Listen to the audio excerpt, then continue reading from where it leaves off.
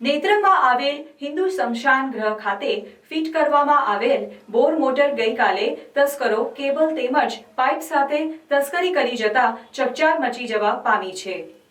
Motor ચોરાઈ જતા પાણી વગર દાદુઓને સ્વજનોના અંતિમ સંસ્કાર કરવા માટે તેમજ સ્મશાન ગૃહ ધોવા માટે તકલીફો વેઠવાનો વારો આવ્યો છે।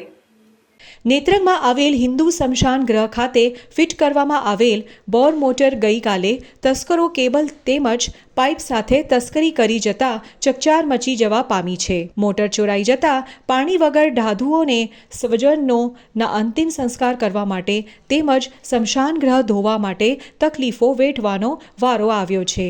નેત્રંગ નગરમાં શ્રીજી ફણિયા પાસે અમરાવતી નદી કિનારે રેલવે બ્રિજ પાસે આવેલ હિન્દુ સ્મશાન ગૃહ ખાતે સ્વજનોના અંતિમ સંસ્કાર માટે લાકડા સીંચવાની સગડી 2 નગ ફિટ કરવામાં આવેલ હોય, જેમાં 5 થી 6 વખત નવી સગડીઓ ફિટ કરવામાં આવેલ, પરંતુ પેધી પડેલી તસ્કર ટોણકી વારંવાર પ્લેટો કાઢી જતા હતા, જે બાબતની વારંવાર નેત્રંગ પોલીસ સ્ટેશનમાં અગાઉ ફરિયાદો નોંધવા છતાં પણ એક પણ સગડીની પ્લેટો કે તસ્કરોને પોલીસ પકડી શકી નથી।